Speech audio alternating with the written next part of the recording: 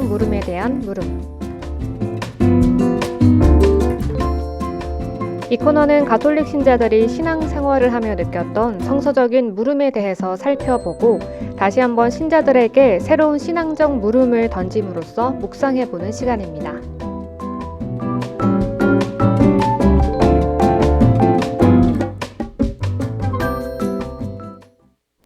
네, 성경 물음에 대한 물음을 이끌어주고 계신 분이시죠. 최종훈 신부님 어서 오세요. 안녕하십니까. 최종훈 토마스 신부입니다. 네, 신부님 이번 주 굉장히 안타까운 소식이 있었죠. 네, 12일 날, 그러니까 지난 화요일이죠. 화요일 날 오병환 신부님께서 지병으로 선종하셨죠. 네, 오병화 사도요한 신부님께서 지난 12일 새벽에 지병으로 선종하셨고 목요일에 장례미사가 거행됐습니다. 네, 오병화 신부님과는 좀 가까운 사이신 걸로 아는데요. 오 신부님께서는 어떤 분이셨나요? 네, 오 신부님하고는 같은 본당 출신이에요. 원래 제가 목포 용당동에서 어렸을 이제 중고등 학교, 그 다음에 신학교 4학년 때까지, 제가 4학년 때까지 용당동에 있다가 이제 집이 시골로 이사하면서 저는 이제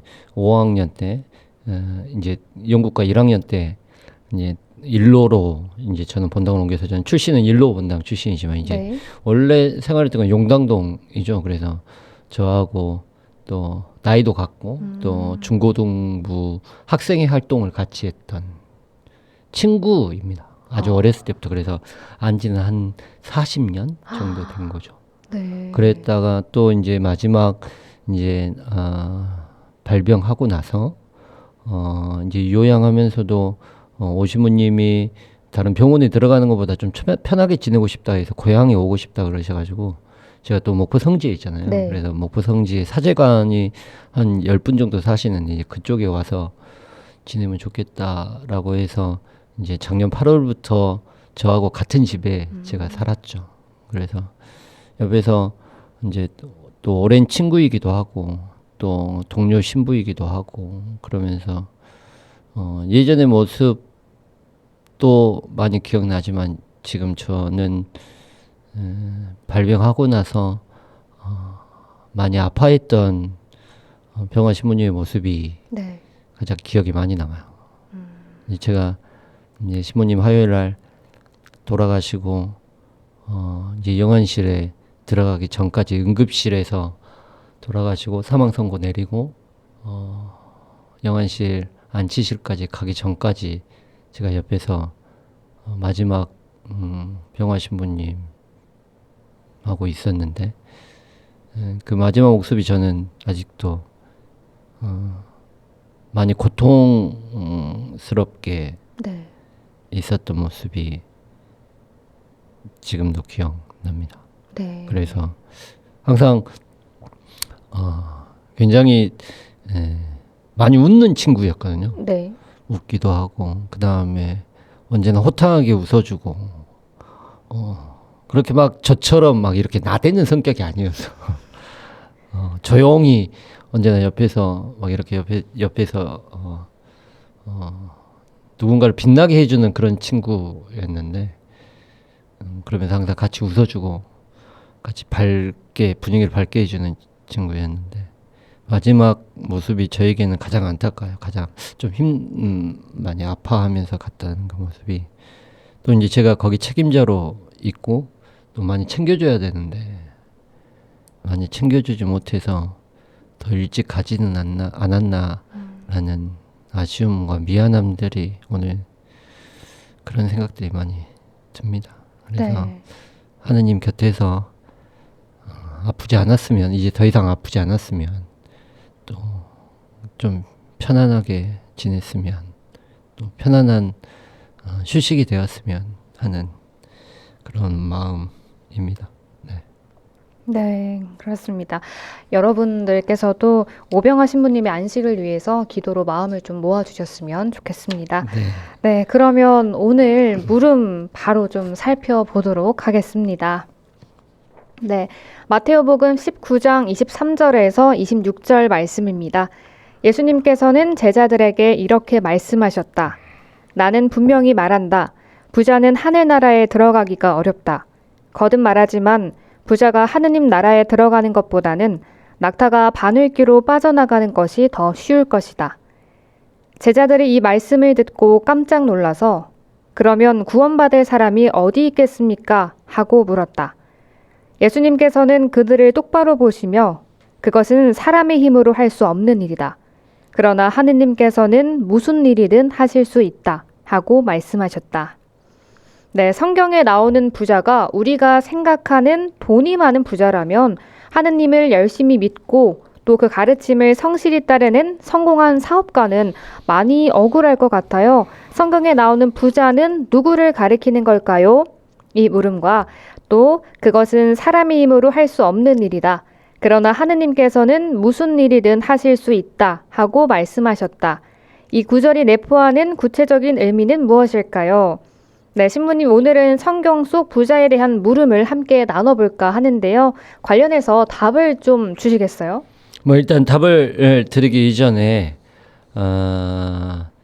성경 해석에 대한 문제를 좀 저는 짚고 넘어가고 싶은데, 이제 우리들이 많은 신자분들이 많은 경우 저한테 이제 질문할 때도 그렇게 질문을 하십니다. 질문을 하는데 어떤 하나의 문장, 어떤 하나의 단어, 이제 그 문장이 가지고 있는 뜻이 왜 이런 말을 하셨을까요? 라고 이제 물어보면 저는 항상 얘기하는 게 뭐냐면 앞뒤를 한번 같이 읽어보십시오. 그러니까는 그 단어, 그 하나의 단어나 문장이 가지고 있는 의미를 제대로 이야기하기 위해서는 앞의 내용과 뒤의 내용이 어떻게 연결되어 있는지, 일명 말하는 우리가 문맥이라고 하죠. 네. 그 문맥이 무엇인지를 알아야지만 그 의미에 대해 더 확실히 이해할 수 있다고 저는 생각해요. 우리가 가장 위험한 게 뭐냐면 요즘에도 그렇지만 자기가 가지고 있는 정보로만 어떤 일들이나 상황 자체를 판단한다는 거죠.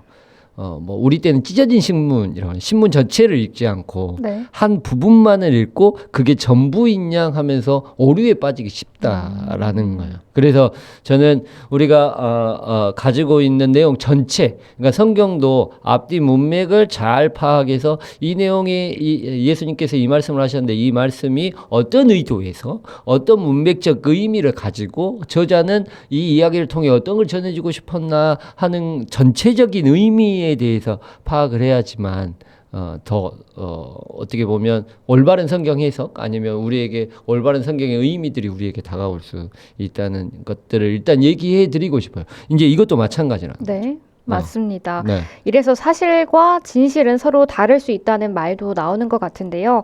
또 단편적인 내용들만 좀 두고 봤을 때는 그것이 분명히 거짓이 아닌 사실이지만 전체적인 것들 좀 그림을 봤을 땐 진실이 아닌 경우가 또 분명히 있거든요. 근데 이제 이것도 이제 오해가 있는 게 뭐냐면 이 부분도 그러니까는 사실, 그러니까 거짓과 사실과 진실이라는 것들을 성경 안에서 이제 뭐 일반적으로는 사실이 진실이다 라고 얘기를 많이 하잖아요. 네.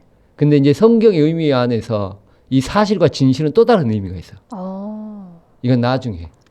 그렇지. 오늘 얘기를 하면 시간이 너무 기니까. 그러니까 그러니까는 사실이 있지만 그 사실이 그대로 진실이 되는 건 아니거든요. 무조건적인 건 아니다. 그렇죠. 사실은 있는데 그 사실을 우리가 어떻게 바라보느냐에 따라 가지고 그래서 그 바라보는 판단과 의미에 따라서 그걸 어떻게 우리가 받아들이느냐에 따라서 진실의 의미가 달라지는 것이지.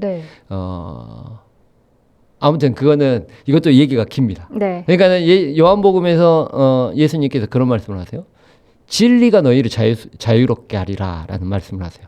그러니까는 진리를 통해 우리가 어떤 사실이 있다고 하죠. 그 사실이 우리에게 별로 좋지 않는 내용, 그러니까 그 정보 자체가 우리에게 유익하지도 않고 그렇게 행복하지도 않고 그렇게 기쁘지도 않는 정보임에도 불구하고 우리에게 그런 것들이 의미적으로 다가왔을 때는 그것 자체가 우리에게 그 슬프고 힘들고 어렵고 고통스러운 것들을 바라보면서 살아갈 수 있게끔 만들어주는 게 진리라는 표현이거든요.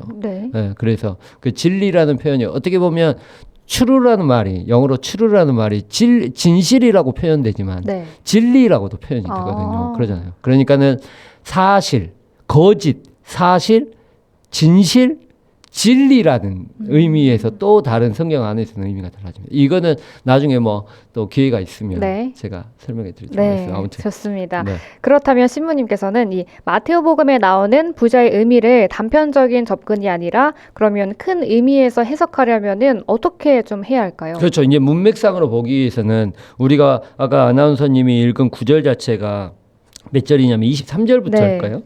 23절부터 26절까지의 말씀만 읽어서 질문을 했는데 네. 그게 아니라 그 앞에 있는 에피소드까지 같이 읽어야 돼요. 그러니까 23절부터가 아니라 16절부터 읽어야 된다는 네. 얘기죠. 16절이 어떤 얘기냐면 어떤 사람이 예수님께 와가지고 첫 번째 질문을 합니다. 네. 영원한 생명을 얻으려면 어떻게 해야 됩니까? 라고 물어봐요. 예수님께. 네. 근데 그 사람이 젊은이였어요. 어떤 젊은 사람이 와가지고 물어봐요. 물어보니까 그래서 예수님께서 이제 그런 말씀을 이제 17절에 어째여 나를 선하다고 하느냐? 선하신 분은 한 분뿐이시다라고 얘기를 하면서 그 다음에 살인해서는 안 된다, 뭐 간음해서는 안 된다, 도둑질해서는 안 된다, 거짓 증언해서는 안 된다. 아버지와 어머니를 공경하여라. 그리고 내 이웃을 너 자신처럼 사랑해야 한다라고 하는 계명을 지켜라라고 표현하세요. 네. 그러니까는 십계명에 나와 있는 계명을 잘 지켜라라고 하는 거. 그래야지 네가 영원한 생명을 얻을 수 있다라고 얘기하니까 이제 젊은이가 저 그런 것들 다 지키고 있습니다라고 다 지켜왔습니다라고 20절에서 얘기해요. 아직도 부족한 게 무엇입니까? 라고 얘기해요. 그러니까 예수님께서 너 부족한 것이 있다라고 하면 그 젊은이한테 너는 가진 것이 많으니까 네 가지고 있는 것들을 다 팔아 가난한 사람들에게 주어라라고 얘기를 해요. 가난한 사람들에게 네. 주어라라고 얘기하니까 이 말씀을 듣고 22절에 그러나 그 젊은이는 이 말씀을 듣고 슬퍼하며 떠나갔다요. 슬퍼하며 떠나갔다. 네. 그러니까 23절에 예수님께 진실로 너희에게 말한다. 부자는 하늘나라에 들어가기가 어려울 것이다 라고 표현하고 있는 거예요. 그렇게 보면 이런 전체적인 의미에서 보면 부자가 하늘나라를 들어가는 게 어려운 게 아니라 나누지 않으려고 하는 마음 자체가 잘못됐다는 거죠. 네. 그러니까 우리가 일반적으로 부자라는 단어는 일반 명사잖아요. 네. 그러니까 모든 사람이 돈이 많은 사람이 부자야. 근데 부자 중에서도 어떤 사람은 진짜 계속해서 돈만 모으려고 하는 사람이 있는가 반면 또 어떤 사람은 기부도 하고 그다음에 뭐 좋은 일도 하고 네. 그런 사람이 있다는 거야. 그러니까 부자 자체가 하늘나라에 어려운 게 아니라 부자처럼 돈을 모으려고만 하는 사람들은 하늘나라 들어가기가 어렵다라고 얘기하시는 거라고 전체적인 문맥을 보면 그렇죠. 네. 그래서 그 젊은이도 영원한 생명, 그러니까는 구원을 받으려고 한다면 그런 것들을 쓰고 나누어주고 하려고 하는 그 마음들이 있어야 한다는 거지만 그게 없다는 거죠. 이 의미 자체가 뭐냐면 부자를 잘 생각해 보시면, 네. 부자를 잘 생각해 보시면 예수님께서 내가 가려고 하는 목표가 있어요. 목표가 있는데 이 목표에 도달하기 위해서 자기도 잘 모르니까 예수님께 물어봐요. 영원한 생명이라는 목표가 있죠. 목표를 가려고 하는데 그 목표에 대해서 예수님께서 자기가 이런 것들을 알려주세요. 근데 그것들을 안 하는 이유는 뭐예요? 그러니까 비교한 거죠. 네. 만약에 가난한 사람들에게 나누어줘라, 이웃을 사랑하여라 라는 계명, 가치가 있어요. 근데 이 가치하고 내가 돈을 많이 벌어야 되겠다, 나는 돈이 최고야 라는 가치가 있어요. 두 가지의 가치가 있어요. 근데 이 목표를 가기 위해서는 예수님께서는 이 돈을 버리고 이웃을 사랑해서 가난한 사람에게 나누어줘라 하는 가치가 있는 거잖아요. 네. 이 가치를 선택하는 게 아니라 이 목표에 가기 위해서는 자기는 이 돈을 사랑하는, 돈을 모아야 되겠다는 가치가 있는 거예요. 둘 중에 어느 걸 선택하는 거예요. 이 가치를, 네. 돈을 모으겠다는 가치를 선택하는 거예요. 이게 굉장히 중요한 개념입니다. 우리 안에서도. 우리가 어떤 일들을 하고 뭔가를 할 때 전체적으로 선택을 하는 것 안에 가지고 있는 선택에, 우리가 선택의 자유라고 하잖아요. 네. 선택을 할 때 단순히 내가 하고 싶은 대로 내가 선택을 하는 경우는 거의 없어요. 예를 들어 내가 예전에 방송에서 이런 얘기를 했는데 오늘 여기가 우리가 방송국이 4층이잖아요. 네. 방송 4층으로 올 때 엘리베이터를 타고 오셨습니까? 계단을 걸어 오셨습니까? 저는 엘리베이터를 탔어요. 왜? 편하려고요. 편하게. 네. 힘드니까. 네. 힘드니까. 그러니까 이게 계단을 올라올 수도 있어요. 그렇죠. 근데 엘리베이터를 타고 올라올 수도 있어요. 네. 근데 만약에 내가 살을 빼야 되겠다는 목적이 있어요. 그러면 계단을 이용. 그렇죠. 네. 엘리베이터를 안 가고 계단을 가겠죠. 그 다음에 나는 그냥 편하게 오고 싶어. 힘든 게 싫어. 라는 가치가 있어요. 그 목적이 있죠. 네. 그 목적이 있다고 한다면 절대 계단으로 안 올라옵니다. 길을 선택할 때도 마찬가지예요. 제가 광주를 올 때 국도로 올 수도 있는데 고속도로 올 때 여러 가지 갈래길이 있잖아요. 네. 국도로 올 수 있는 길도 있고 그다음에 고속도로 올 수 있는 길이 있어요. 근데 내가 오늘 방송 시간이 늦어가지고 있다고 한다면 국도로 가겠습니까? 아니죠. 빨리 가야 된다는 목적 자체가 있는 거예요. 네. 목적 자체가. 그 목적을 가지고 나는 고속도로를 탄 거야. 근데 내가 중간에 곰탕을 너무 먹고 싶은 거야. 네. 나주를 들려서 나주곰탕을 먹고 싶은 거야. 그러면 국도로 가면 됩니까? 아니. 고속도로 가면 됩니까? 안 되죠. 국도로 타고 가야 돼. 내가 먹고 싶은 뭔가에 목적 자체가 있다는 네. 거야. 그러면 빠르다는 목적보다 빨리 간다는 목적보다 뭐 먹고 싶다는 목적 자체가 더 큰 거죠. 네. 더 많은 거죠, 나한테. 그걸 나를 지배하고 있다는 거야. 그게 바로 자유라는 개념이에요. 네. 선택의 자유 안에서는 내가 하고 싶은 대로 그냥 하는 경우는 우리는 절대 없어요. 내가 어떤 목적이나 어떤 가치, 어떤 더보다 큰 가치를 있을 때 매번 다르게 오늘은 이 가치가 나에게는 나를 지배하고 있는 가치라고 한다면 또 어떤 가치는 내일은 또 다른 가치가 나를 지배할 수도 있다는 거죠. 우리가 커피를 마시거나 차를 마시는데 커피를 마셨는데 내가 밤에 잠이 안 오는 사람은 밤에 커피 안 마시잖아요. 네. 커피가 먹고 싶어도. 네. 그건 뭐냐면 밤에 잘 자기 위한 목적이에요. 맛있는 목적이 아니라. 네. 그러잖아요. 그런 것 때문에 커피를 선택 안 하고 차를 마시거나 아니면 뭐 다른 물을 마시거나 그렇게 마시는 것처럼.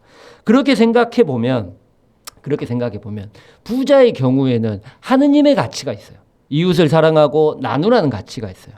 근데 그 가치와 자기가 돈을 좋아하고 있는 돈의 가치가 있어요. 네. 돈의 가치가 있는데 두 가지 선택을 해야 돼. 내가 목적을 달성하기 위해서. 예수님 분명히 얘기하셨어요. 그런데 자기는 나누라는 가치, 이웃을 사랑하는 가치보다 돈을 모아야 되는 가치가 자기 안에 더 어떻다는 거야. 더 크다는 네. 거죠. 그러니까 이걸 선택한 거예요. 울상이 되고 슬퍼하면서 집으로 돌아간 거죠. 네. 포기한 거죠. 이웃을 사랑하는 이 가치를. 포기한 거네. 그렇죠. 이 가치를 포기하는 게 아니라 이 가치가 훨씬 크기 때문에 나에게. 그게 부자의 개념이에요. 네. 부자의 개념. 이해되십니까? 네. 적절한 비유를 또 들어서 설명해 주시니까 쏙쏙 그러니까 박히네요. 돈이 많다고 부자가 네. 아니라 네. 성경 안에서 말하고 있는 이 부자의 개념은 탐욕적 개념이 크다는 거야. 탐욕의 개념. 네. 그러니까 나는 돈을 모으는 게 내가 살아가면서 최고의 가치야. 근데 돈을 모으는 이유는 뭡니까? 잘 살고 싶어서요. 그렇지. 잘 살고 잘 쓰고 싶어서요. 네. 어떻게 보면 돈을 모으는 목적은 이유는 뭐냐면 내가 잘 쓰고 싶어서요. 근데 탐욕이라는 개념 자체 안에는 목적 자체가 돈을 나누고 쓰려고 하는 목적이 아니라 돈을 모으는 게 목적인 거예요. 네. 독일 말에 탐욕이라는 자체가 뭘 가지냐면 두 가지의 단어가 합성돼요. 네. 합수크트라는 단어를 쓰거든요. 네. 독일 말에. 네. 제가 이제 독일에서 공부했기 때문에. 근데 이 합스코트라는 단어는 두 가지의 단어가 플러스된 겁니다. 하벤이라는 영어로 have. 네. have 맞나? 네, have 가지다. 가지다. 네. 그래서 하벤이라는 동사를 써요. 하벤이라는 동사하고 수켄이라는 찾다라는 동사를 써요. 네. 찾다, 수켄. 근데 계속해서 어떤 사람이 계속해서 찾아요. 계속해서 찾아. 뭔가를 갈구해. 뭔가를 찾아서 갈구해. 근데 그게 끊임없이 갈구하게 되면 뭐가 됩니까? 중독이 됩니다. 네. 그래서 찾다라는 수켄이라는 단어는 찾다라는 뜻도 있지만 중독되다라는 단어도 있어요. 네. 자꾸 찾으면 네. 뭐 마약도 그러고 뭐 돈도 그러고 그걸 이제 자기 안에 떨쳐버리지 못해요. 그래서 중독되다라는 단어가 있어요. 그러면 두 개가 합성어가 되는 게 탐욕이라는 단어. 네. 합스크트라는 단어가. 그러면 그게 뭐냐면 가지는 걸 중독되는 거예요. 가져야만 해요. 네. 그게 목적이에요. 쓰는 게 목적이 아니라. 어떻게 보면 부자라는 단어 자체, 이 부자라는 하느님께서 하늘나라에 들어가게 낙타가 바늘길을 빠져나가는 것보다 부자가 하늘나라에 들어가는 게 더 어렵다라고 설명하시는 이 말씀 안에서는 부자라는 가지는 걸 목적으로 살아가고 있는 사람들. 그래서 주위의 사람들을 들러보지 않고 하느님의 가치보다 그 가지려고 탐욕의 목적에 가치를 두고 있는 사람들. 그 사람들은 그 사람들은 하늘나라에 들어가기 어렵다는 거죠. 왜냐하면 하느님의 가치보다 세상의 가치 아니면 그 탐욕의 가치, 재물의 가치를 더 위에다 두고 있기 때문이에요. 근데 우리가 많은 경우 그렇습니다. 우리가 살아가는 모습들 안에서 많은 경우 저는 그런 것 같아요. 네. 그리스도의 가치 안에서는 나눔이 굉장히 중요하거든요. 돈을 버는 것보다 나누는 가치가 훨씬 더 큰 거죠. 네. 우리에게. 예. 그래서 저는 우리가 살아가면서 이 부자에 대한 개념 자체가 단순히 모든 부자들이 다 하늘나라에 못 들어간다는 아닌 것 같아요.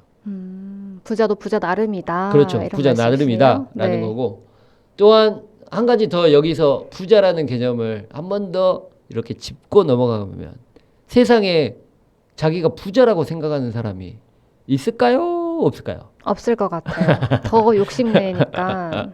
네. 그렇죠. 저도 그런 개념이 있는 것 같아요. 내가 부자라고 생각하는 사람은 없어요. 부자라고 어떻게 보면 부자는 하늘나라에 더 잘 들어갈 수 있다고 생각해요. 근데 더 많으면 많을수록 가진 게 많으면 많을수록 그것들이 지키려고 하는 어떤 노력들이 더 있는 것 같아요. 네.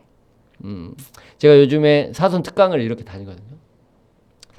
사선 특강 주제가 뭐냐면 악과의 투쟁입니다. 오, 악과의 투쟁이요? 예수님이 순환사화 안에서 싸움을 하셨는데 무엇과 싸움을 하셨나? 그게 바로 악마와 싸움을 했다. 악과 싸움을 하셨다라는 이제 개념으로 사선 특강을 요즘에 하거든요. 악은 실체가 없어요. 그쵸, 보이지가 않죠. 그렇죠. 실체는 네. 없어요. 실체는 없는데 실물은 될 수 있어요. 아, 돈이 될 수도 있는 거죠. 그렇죠. 근데 돈은 저는 악의 유혹이라고 생각해요. 아, 악 자체는 아니고요. 그렇죠. 악은 하느님이 없는 비어있는 아니 하느님이 결여되어 있는 것이 악이에요. 네. 이걸 제가 항상 예를 들어 잘 설명할 때는 빛과 어둠이라고 생각하시면 돼요. 하느님이 빛이라고 생각하면 네. 빛을 없애버리면 어둠이 찾아오죠. 네. 근데 어둠을 없애려면 빛이 빛을 필요해요. 필요하면 됩니다. 네. 그러니까 빛이 없으면 어둠이에요. 그게 악이에요. 만약에 우리가 빛을 가지고 있는데 그 빛을 뭐 덮어놓거나 네. 아니면 멀리 치워놓거나 그렇게 되면 우리가 뭐가 됩니까? 악이 돼요? 어둠이 됩니다. 네. 어둠이 되는데 그렇게 되면 그게 저는 악의 유혹이라고 생각해요. 저 빛을 멀리하게끔 만드는 거. 왜냐하면 그게 더 편할 수 있으니까. 근데 그게 오래돼 버리면 어떻게 됩니까? 이제 안 될 것 같은데요? 어둠에 적응해요. 순응하게 되죠. 그래서 처음에는 빛을 치워버리면 어둠 속에서 아무것도 안 보이다가 네. 그 상태가 오래돼 버리면 그 적응하죠. 어둠에서도 네. 조금씩 보이기 시작해요. 어둠. 네, 적응해서. 근데 만약에 갑자기 빛을 이렇게 갖고 오면 네. 어떻게 합니까? 싫을 것 같아요. 눈을 감습니다. 네. 어둠에 적응해 있기 때문에. 우리는 그런 사람들을 누구라고 하냐? 악마라고 해요. 네. 그러니까 누구나 다 악마는 실체는 없는데 실물은 있다는 말이 누구도 악은 어떤 모습인지는 잘 모르지만 누구든 악마는 될 수 있다. 라는 거죠. 네. 그 어둠에 적응해서 빛을 멀리하고 있다면. 저는 탐욕도 마찬가지로 누구나 다 욕심은 있죠. 네. 누구나 어떤 거에 대한 열망은 있죠. 그 다음에 돈 없으면 삽니까? 못 살죠. 못 살죠. 돈이 필요해요. 저도 돈이 필요해요. 네. 그러니까 언제나 돈을 갈구하고 많으면 좋겠죠. 네. 많으면 좋은데 거기부터 시작이에요. 시작. 돈을 어떻게 모으는 거는 상관없지만 나누려고 하지 않는 그 마음 자체가 바로 악의 시작점이에요. 네. 돈은 모을 수 있죠. 부자가 될 수 있죠. 그 다음에 돈만 많이 있을 수 있죠. 하지만 그게 목적으로 살아가는 사람. 그러면 나누지 않아요. 네. 나누지 않으면 계속해서 멀리 치우는 거예요. 무엇을? 빛을. 하느님의 빛을. 그러면 거기에 계속해서 그런 사람들이 계속해서 오래되면 어떻게 될까요? 내가 그 어둠에 적응하게 돼요. 네. 그러니까 나누라고 하면 화내고 성질내고 내가 왜 그래야 되냐고 아무런 반응을 하지 않는다. 그게 어떻게 보면 우리가 이런 부자라는 그 표현 자체가 뭐냐면 가진 게 계속 많으니까 오래 그 가지는 탐욕에 네. 그 욕심에 재물에 대한 욕심에 적응해 있는 사람들이 아닐까라는 생각들을 많이 가져봅니다. 그렇습니다. 네. 그러면 오늘 이 함께 이야기 나눠본 것들을 조금 관련해서 방송을 함께 해주고 계신 분들이 어떤 묵상을 하면 좋을지도 한 말씀 남겨주시면 좋을 것 같아요. 재물에 대한 사용 아니면 나눔에 대한 중요성을 얘기하고 있는 구절이 어디냐면 그 루카복음이에요. 네. 루카복음에 그러니까 산상설교를 보면 그러니까 루카복음하고 사도행전하고 다릅니다. 아니 루카복음 사도행전 마테오복음하고 네. 루카복음은 달라요. 마테오복음에서는 산상설교에서 마음이 가난한 사람은 행복하다라고 얘기를 해요. 5장에. 근데 루카복음의 산상설교 안에서 이거 거기는 산상설교 아니고 평지설교죠. 같은 병행 구절인데 거기에서는 그냥 마음이 가난하다고 표현하지 않아요. 가난한 사람은 표현하다라고 얘기해요. 왜냐하면 그 당시에 루카복음의 공동체 자체가 굉장히 가난한 사람들이 많고 빈부의 격차가 굉장히 심했던 곳이에요. 네. 그래서 재물에 대한 사용, 나눔에 대한 중요성을 얘기하고 있는 복음서를 찾으려고 하면 루카복음이 굉장히 좋습니다. 루카복음 16장에 보면 재물에 대한 사용 자체, 재물을 어떻게 사용해야 될 것인지에 대한 이야기가 나오는 부분이 있어요. 네. 그 부분이 16장에 있는 야근 집사의 비유, 그 다음에 뒤에 나오는 재물을 어떻게 사용하고 어떻게 이용해야 된다는 부분, 그 다음에 두 가지의 주인을 섬길 수 없다. 너는 선택하여라. 그러니까 아까 제가 말했듯이 선택의 차원에서 네. 하느님이냐 재물이냐라고 하는 부분을 어떠한 종도 두 주인을 섬길 수는 없다라고 표현하는 게 13절의 말씀이에요. 한쪽을 미워하고 다른 쪽은 사랑하며 한쪽은 떠받들고 다른 쪽은 없이든 여기게 된다. 너희는 하느님과 재물을 함께 섬길 수는 없다라고 표현되어 있어요. 네. 아까 말했듯이 이게 이제 부자의 경우에 아까 마태복음 19장에 나와 있는 그 내용하고 이제 일맥상통한 거죠. 저는 이 복음 말씀들, 그러니까 16장 1절에서부터 16장 15절까지의 재물에 대한 이야기가 쭉 연결돼서 나오거든요. 거기에서 이제 뭐 여기서 자세하게 시간도 없으니 자세하게 설명할 수는 없고 중요한 건 돈을 모을 때에도 죄를 지을 수 있어요. 그래요? 여기 야근 집사의 비유 자체가 뭐냐면 사기꾼이거든요. 주인의 돈이 있는데 자기가 그 집사 자리에서 잘릴 걸 예상하고 이제 해고당할 걸 예상하고 자기 돈도 아닌데 주인의 돈을 빚진 사람들한테 마음대로 문서를 조작해가지고 탕감해줘요.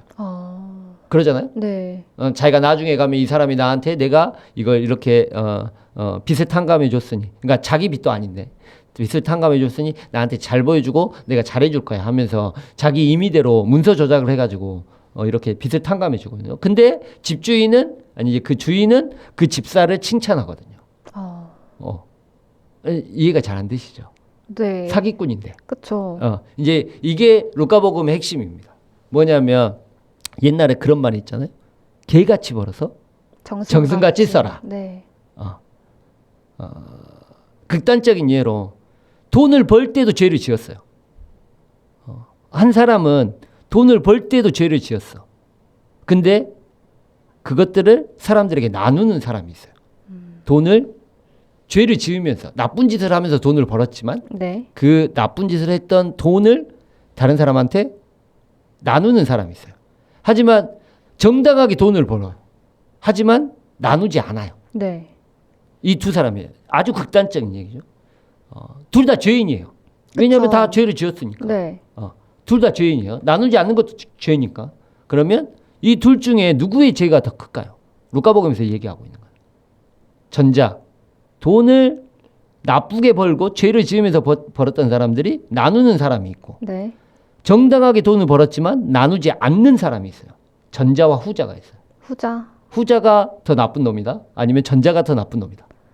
사실 저는 제 그냥 개인적인 생각으로는 전자긴 하지만 후자일 것 같은. 그렇죠. 네. 후자예요, 후자. 네. 성경에서 말하고 있는 거는 이제 개인적인 판단이 어쩔 수 없는 거고 네. 성경의 루카복음에서 말하고 있는 거는 그래서 야근 집사에게 칭찬하고 있는 거야. 돈을 나쁘게 벌었지만 더 중요한 건 더 큰 죄는 뭐다? 하느님을 나누지 더 않는 기쁘게 하지 않는 죄는 나누지 않는 죄가 더 네. 크다라고 얘기하고 있는 거야. 그게 뭐냐면 그게 목적이 아니거든. 내가 잘 살아가기 위하지만 그래도 그 사람들에게는 내가 알게 모르게 도움을 주는 거잖아요. 네. 근데 나누지 않는 삶은 그냥 누구에게도 도움을 주지 않아요. 그래서 나누지 않는 죄가 더 크다라고 네. 얘기하고 있는 게 바로 루카복음의 얘기죠. 그래서 여기서 그런 말이 있어요. 9절에 보시면 내가 너희에게 말한다. 불이하게 얻은 재물로 네. 친구를 만들어라라고 얘기해요. 성경에. 네. 그래서 재물이 없어질 때 그들이 너를 영원한 거처로 맞아들이게 할 것이다. 그 다음에 11절에 보시면 너희가 불의한 재물을 다루는데 성실하지 못하면 누가 너희에게 참된 것을 맡기겠느냐. 또 너희가 남의 것을 다루는데 성실하지 않으면 누가 너희에게 너희의 몫을 내주겠느냐라고 얘기해요. 이제 이게 좀 더 발전해가지고 네. 우리가 불의한 재물로 만든 것도 어떻게 보면 내 재물이 아니라는 거죠. 내 게 아니라는 거예요. 모든 재물은 내 게 아니다. 그래서 항상 다른 사람과 나눔에 대한 강조를 하고 있는 거예요. 불의한 재물로 친구를 만들어라 라고 하는. 그래서 저는 이번 주에 부자라는 이야기가 어떻게 보면 내 안에 가지고 있는 탐욕으로만 나는 점철되어 있는가, 내가 가지려고 하는 목적 자체가 가지고 있는가, 나는 얼마나 나누고 있는가. 누가 부자라고 생각하겠습니까? 아까도 얘기했듯이. 네. 내가 가진 것도 없지 않나. 그러면서도 그 없는 것들에서도 나는 얼만큼 나누고 있나? 나는 얼만큼 사람들에게 베풀고 있나? 또 얼만큼 다른 사람들을 바라보고 있나? 그런 것들을 많이 묵상해 보셨으면 좋겠다는 생각이에요. 다 부자 없죠. 네. 부자 없습니다. 맞습니다. 하지만 내가 부자가 아님에도 나눌 수 있는 그런 우리들의 마음이 우리 안에 있었으면 좋겠다는 생각을 가져봅니다. 네. 그게 뭐 큰 게 아니더라도 작은 거라도 좀 나눌 수 있는 그런 한 해가 됐으면 좋겠습니다. 네, 그러면 네. 좋겠습니다. 네, 오늘은 여기까지 하겠습니다. 신부님 오늘도 좋은 말씀 감사합니다. 네, 감사합니다.